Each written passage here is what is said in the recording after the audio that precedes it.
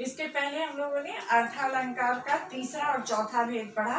तीसरा उत्प्रेक्षालंकार, चौथा था अतिशयोक्ति अलंकार, ये है पांचवा अन्योक्ति अलंकार। अन्योक्ति मतलब अन्य युक्ति, दूसरे के माध्यम से कहा जाए।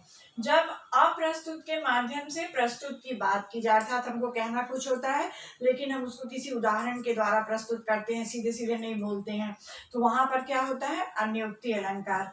जैसे उदाहरण है, जिन दिन देखे वे कुसुम गई सुबीत बहार, अब अली रही गुलाब में अपत कटीली डार।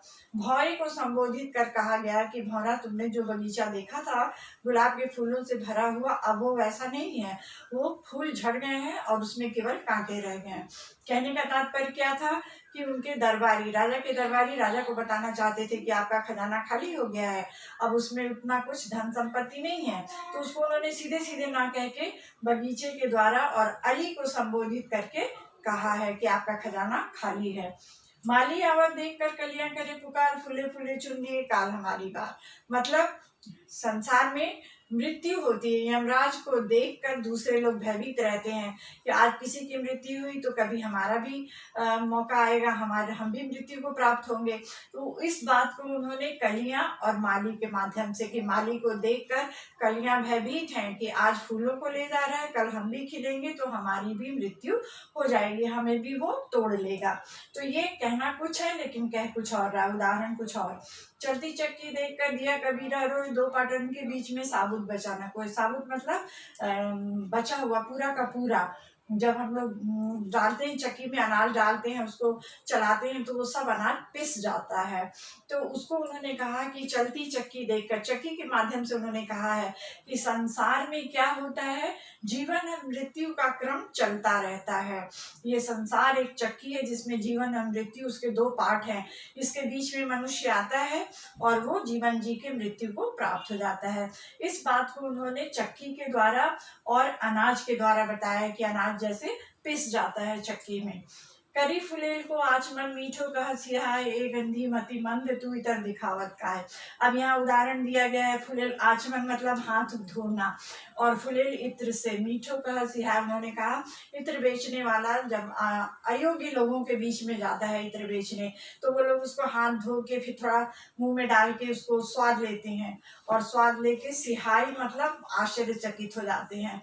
तो इत्र का मूल्य वो नहीं समझ पाते हैं, इसलिए कहा गया है गंधी मतिमंद तू इतर दिखावत का है। मतिमंद मूर्ख और मूर्खों के बीच में अगर गुणी व्यक्ति पहुंच जाए और वो कोई अच्छी बात भी बताए तो उनकी समझ से वो परे होता है। ये उदाहरण उन्होंने किसके द्वारा दिया है, मूर्खों के द्वारा, फुले और बीचों का सियाई इत्र के और इत्र बेचने वाले के माध्यम से, कि तुम अयोग्य लोगों के बीच में इतना अच्छा इत्र क्या दिखा रहे हैं, उन लोग को इसकी पहचान नहीं है और वो उसे खाकर टेस्ट कर रहे हैं उसका। अब है छठवां उसका भेद, मानवीकरण। ये भी कभी कभी आता है काव्य में, ये मानवीकरण आ जाता है। किसे कहते हैं मानवीकरण, जब जड़ प्रकृति को मनुष्यों की तरह कार्य करते दिखाया जाए। जड़ प्रकृति निर्जीव प्रकृति के निर्जीव चीजों को काम करते, मनुष्य की तरह काम करते हुए दिखाया जाए। जैसे उदाहरण, मृत्यु ने अपने शीतल हाथ रखे उस पर आकर तत्काल तुरंत। मृत्यु तो मनुष्य नहीं है कि वो अपना हाथ रखेगा, लेकिन उसको मनुष्य की तरह दिखाया गया है कि उसने आकर अपना शीतल ठंडा हाथ व्यक्ति के ऊपर रखा, तो ये काम करते हुए दिखाया गया है। ये क्या होगा, मानवीकरण, क्योंकि मृत्यु के हाथ पैर वो मनुष्य की तरह काम नहीं कर सकता है। अंबर पनघट में डूबो रही तारा घट उषा नागरी। प्रातः काल जब होने लगती है तो आकाश में क्या हो जाते हैं, पनघट, उसको तुलना की गई है कि अंबर रूपी पनघट में, पनघट कुएं में, ताराघट तारों का समूह, उषा नागरी नायिका, उषा काल, जब सुबह होने लगती है, प्रातः काल की शुरुआत होती है तो धीरे धीरे तारे डूबते चले जाते हैं वो, तो उसको उन्होंने उदाहरण देकर कहा है कि अंबर पनघट में कौन डुबा रहा है, उषा नायिका मानो तारा रूपी तारा रूपी घड़े को किसमें डुबा रही है, अंबर रूपी पनघट कुएं में डुबा रही है। हालांकि ये काम नहीं कर सकती है, उषा नागरी कैसे, उषा काल कोई मनुष्य थोड़े है कि वो तारों को डुबाएगी, लेकिन यहाँ इसमें काम करते दिखाया गया, इसलिए वो मान्यता है। सोने का कलश लिए उषा चली आ रही, माथे पर दमक रही आभा सिंदूर की।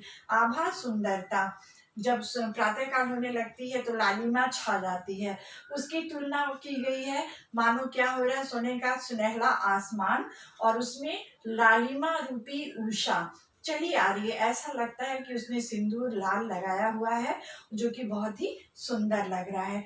ये उषा काल का वर्णन है, लेकिन मनुष्य की तरह उसको काम करते दिखाया गया है। खड़खड़ करताल बजा नाच रही बेसुध हवा।